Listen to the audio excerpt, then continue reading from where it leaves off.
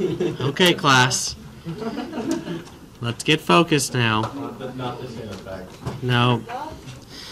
All right, so we just went through some homework problems, and let's go to 6.1, the objective today, or the objective for this particular 1.6 for this particular one is, Aurora, could you read the section objective? Section objective. And say it as sarcastically as possible.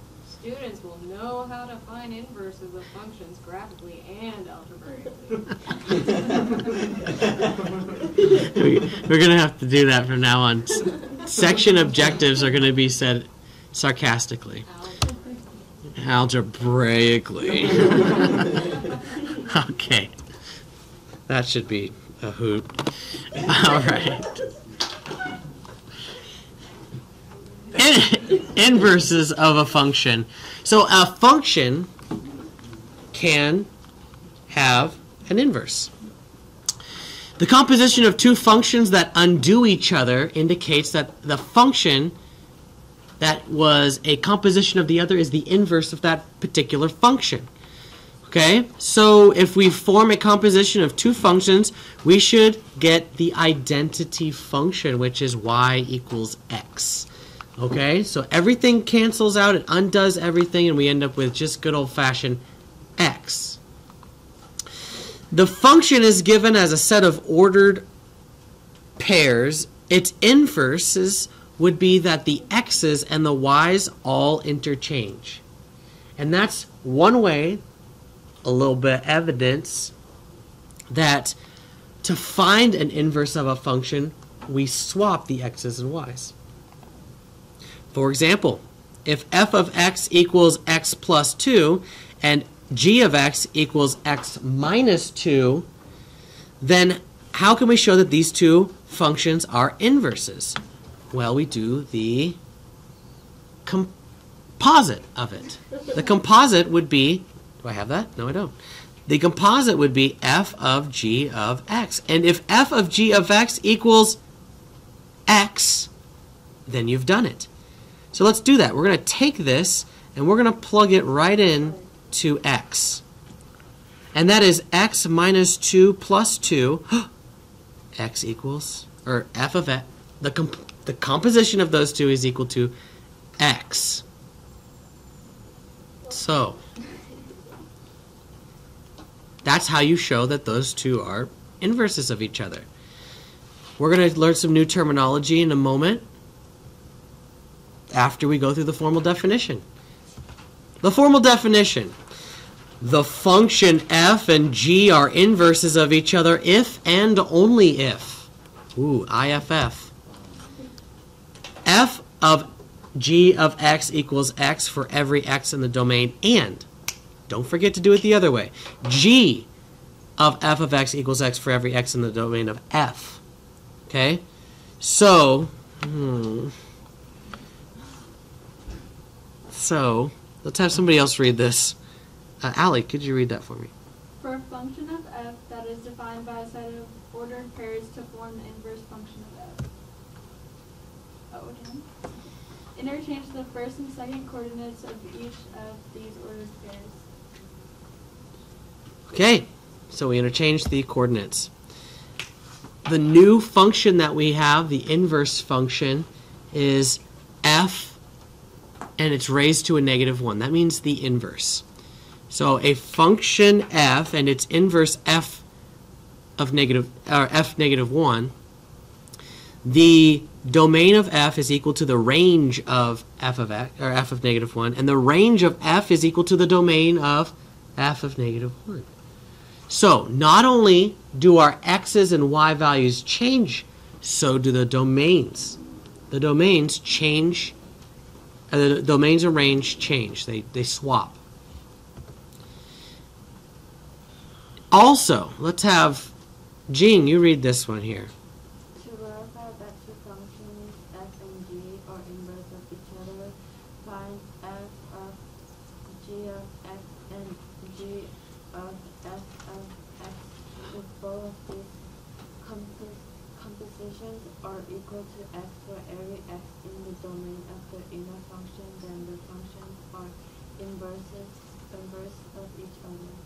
So to verify that one function is the inverse of another, you just do the composite. You do Fogg and Goff.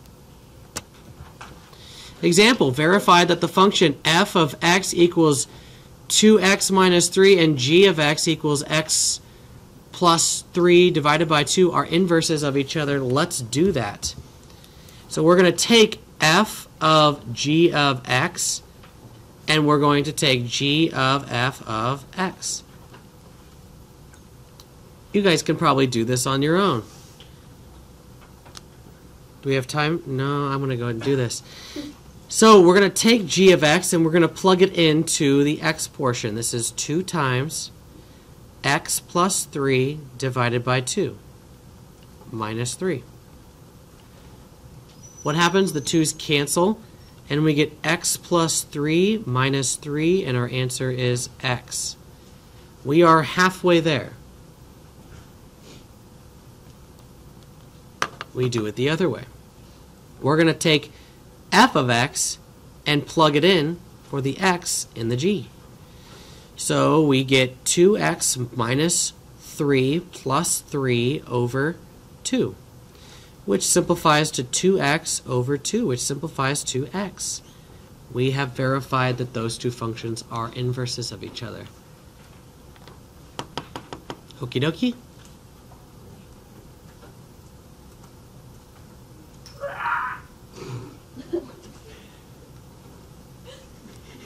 I'm sorry, yeah. Good one, Colin. He's got the hiccups. Better than indigestion. True that.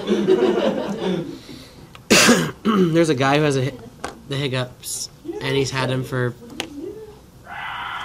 5 years. How does someone do that? I have nightmares about that. Oh, God. He's had the hiccups for 5 years. That can't be possible.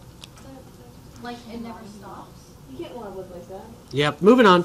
So, are the functions inverses of each other? How do we figure that out? Let's talk to somebody new. Caleb, what do you think? How do we figure it out? We would have to put one in the other. Put one in the other. There we go. F of g of x, we have to do that. And we have to do g of f of x. We're going to do it anyway. Oh my God. And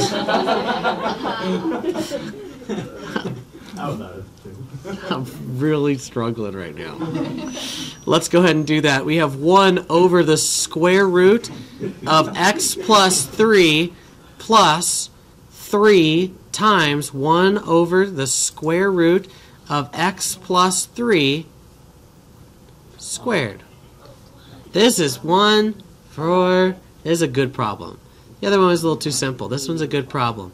So let's go ahead and square the top and the bottom, and when we do that, we get 1 over the square root of x plus 3 plus, well, square the top and the bottom, we just end up with 3 over x plus 3.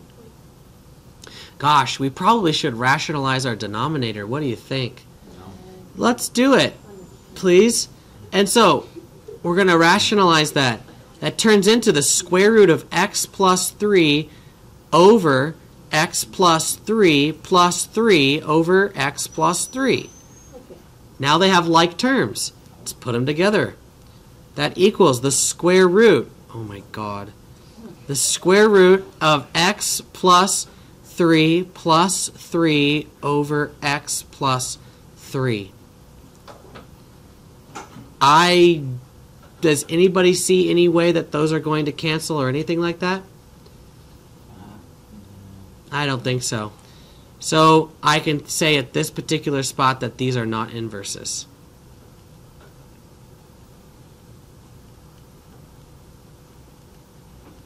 Unless I made a mistake.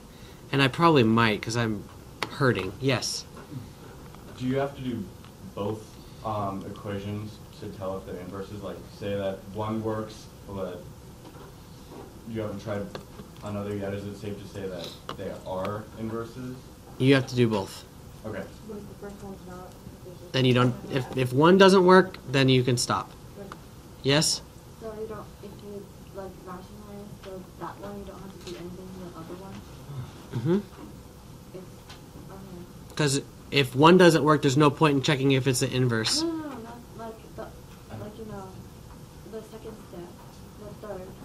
This. No, the graph this, yeah. You should get it as simplified as possible. You try to simplify it as possible. Some of them will simplify all the way down. When you're rationalizing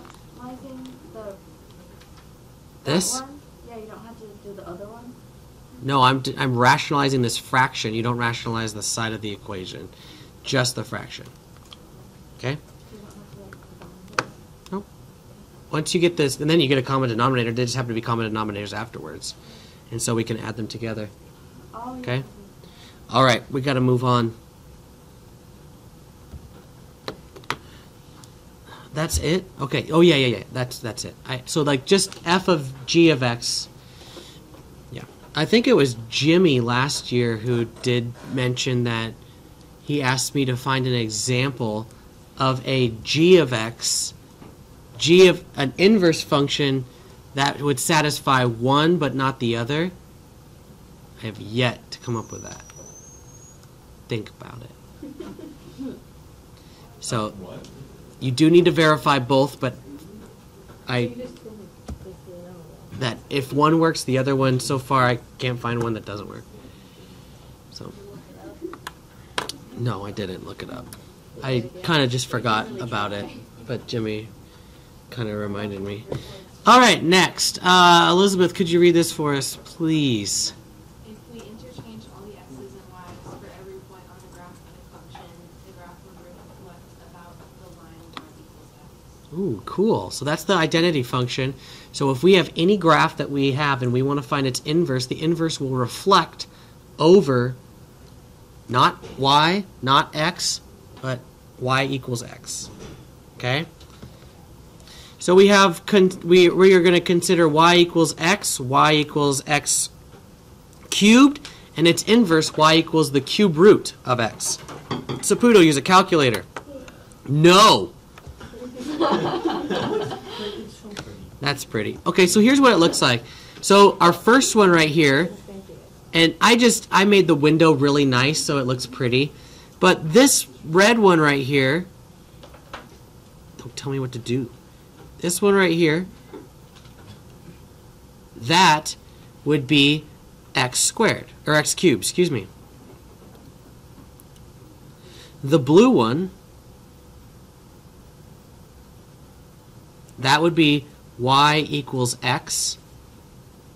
And then the green one, which is its inverse, something that I'm trying to show here, that would be the reflection of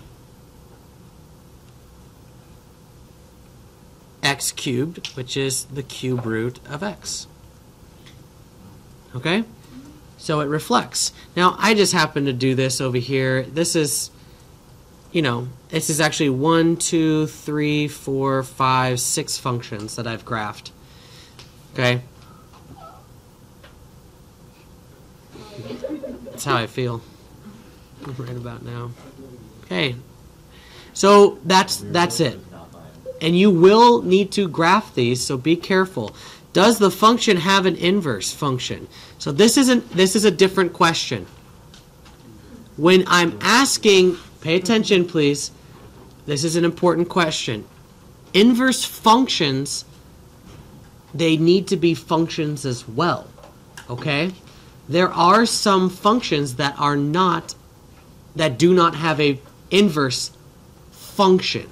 It has an inverse, but that inverse is not a function. So consider y equals x squared.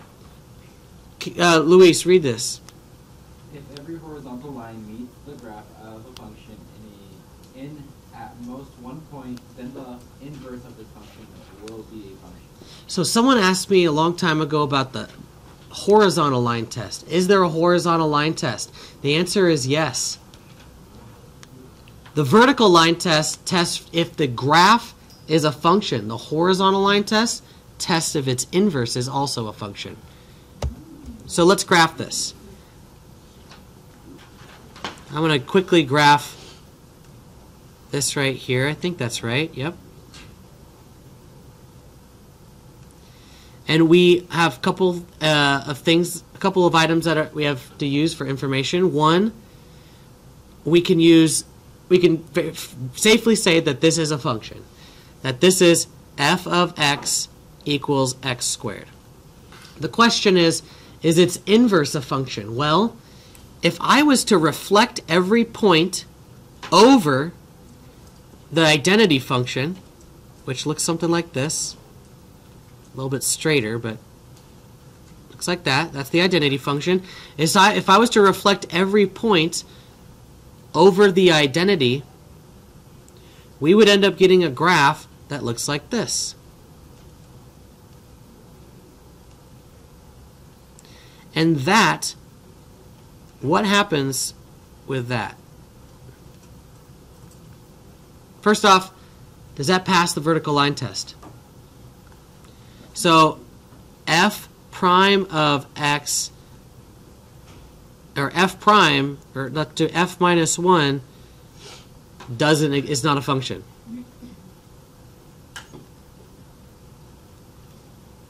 And we can simply do this by checking horizontal lines. Now we don't have to necessarily graph it every time, but if I draw horizontal lines and it hits 2 points, then if I reflect it, that will fail the vertical line test. So,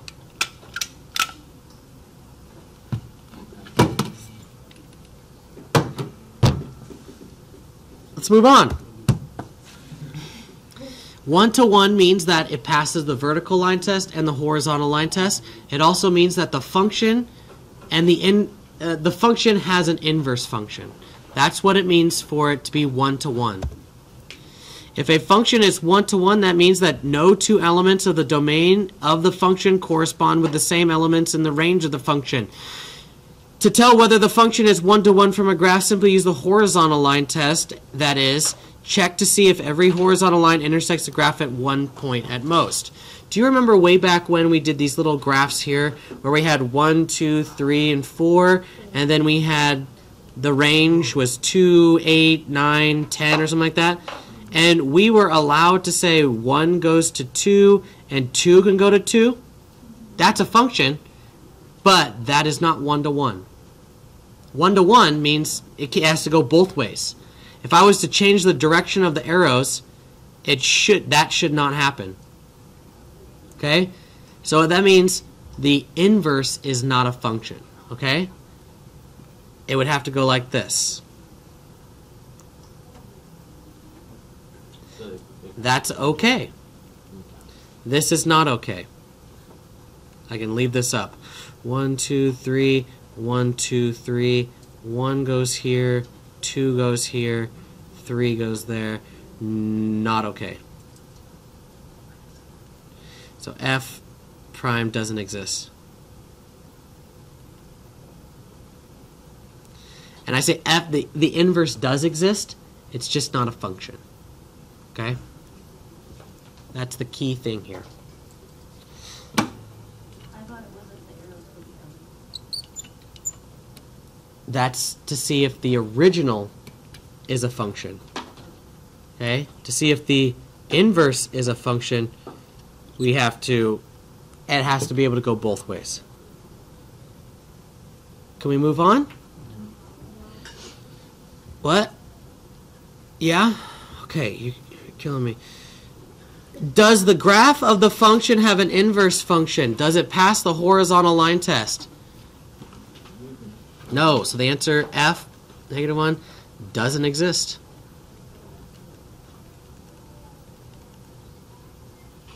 Good question. Okay?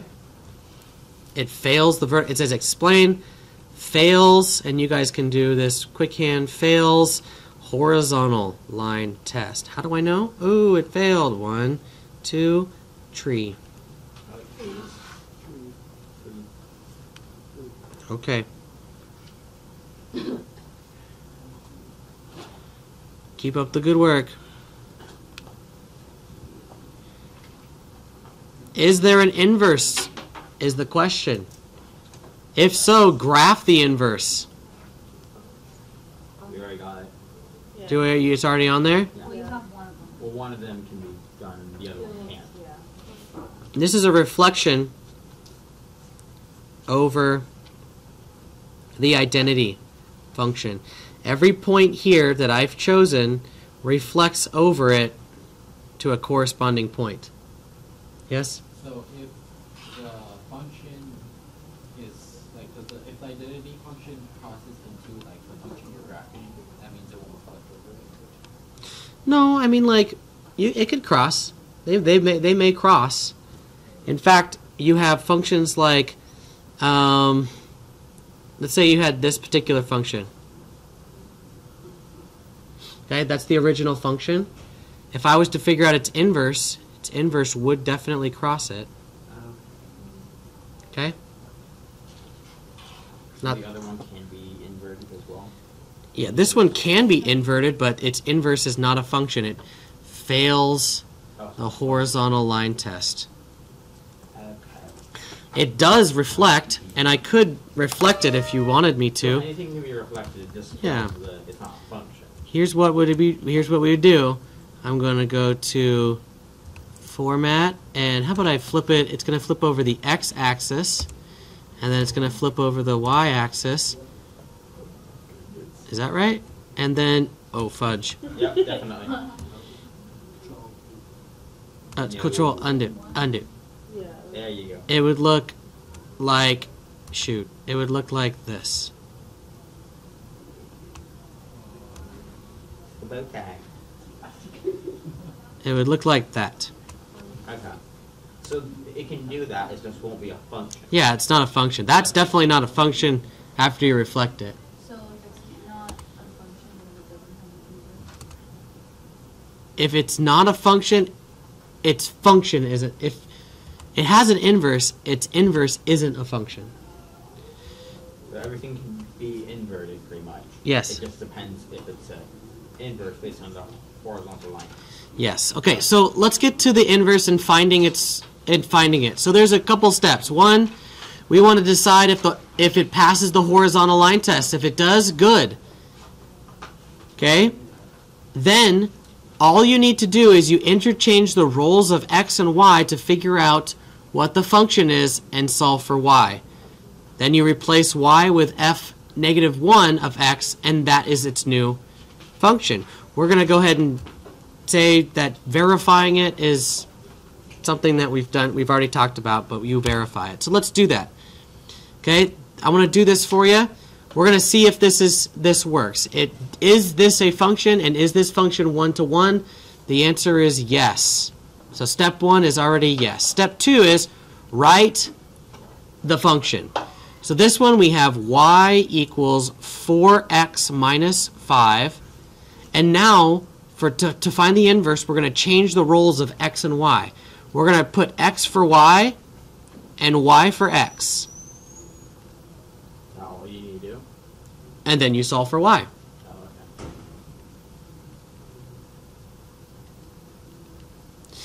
So we're going to add 5 and then divide by 4.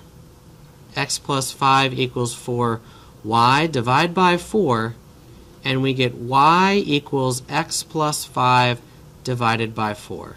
And that, my friends, after we get that, we can put f inverse x equals x plus 5 divided by 4. That's what I want you to do.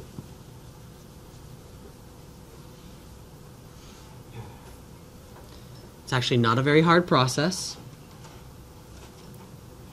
If you want that step 1, an easy way to do this is to graph it.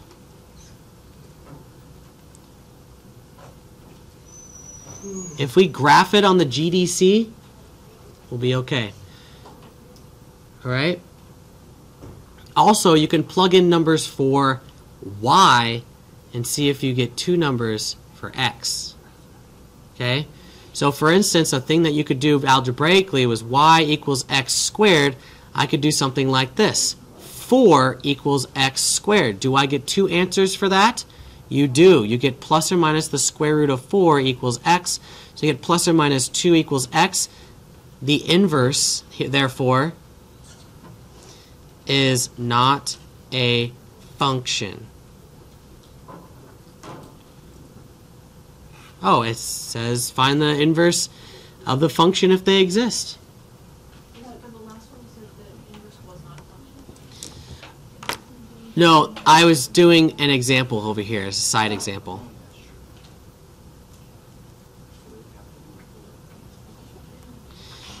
Okay, so for you guys here, we're going to do this. Oh, it's the last of it. Okay, you guys can do this. You have 5 minutes to work on these two. Wait, so you said that all functions have an inverse, but they're not functions? All functions have an inverse, just some inverses are functions as well. So here's another thing you can do.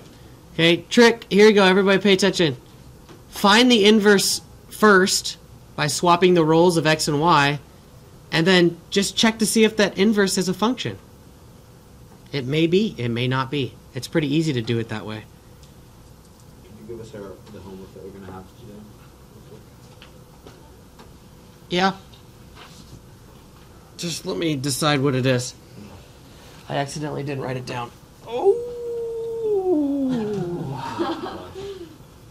And Gonna die on this. I'm gonna go ahead and stop the video. They don't know what the homework is. I'll post it on the website. It'll Sorry, post guys. it on the website. Wait, should I solve these for them? How you then?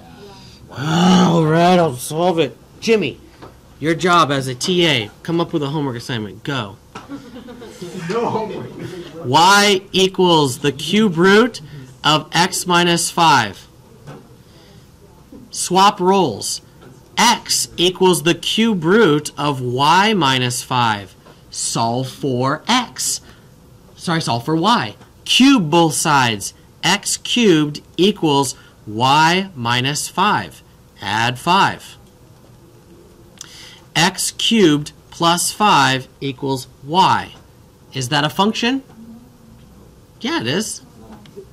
Y equals x cubed plus 5. Oh, yeah. That's a function, so that means your inverse is a function, because that's the inverse. So you can say f inverse x equals x cubed plus 5. I kind of went up. So what's the next one? Would you just like get rid of, you just change the x's to y's? Or Next one's fun. Let's do the next one. that's debatable. We're going to do x. I'm going to skip this step where I rewrite it as a y, and I'm just going to swap the roles.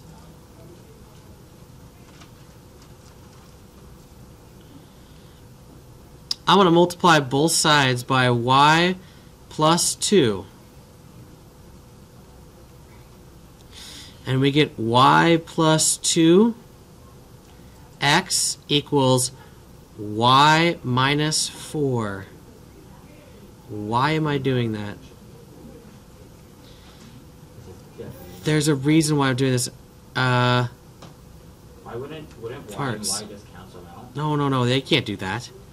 They're different. Yeah, no, you can't do that. There's an addition there. That's not going to work. Oh God, why am I having a brain fart? I remember. And I forgot. Okay.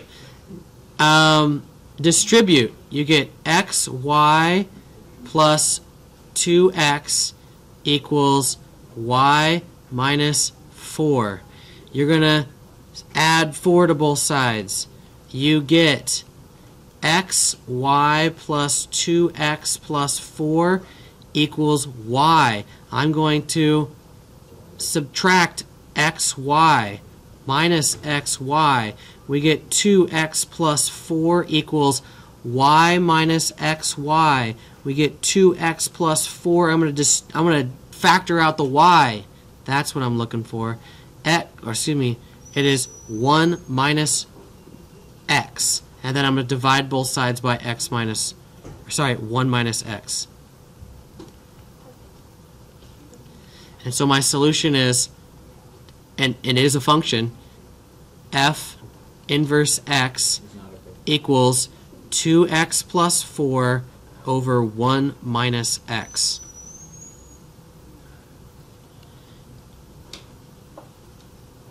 How How does it equal 1 minus x?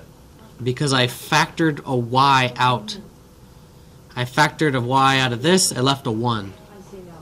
1 minus x. How do you factor it out? Algebra 2. Algebra 1. What's the homework? Okay, folks, I'm going to stop the video. Goodbye, good luck, and I miss you all.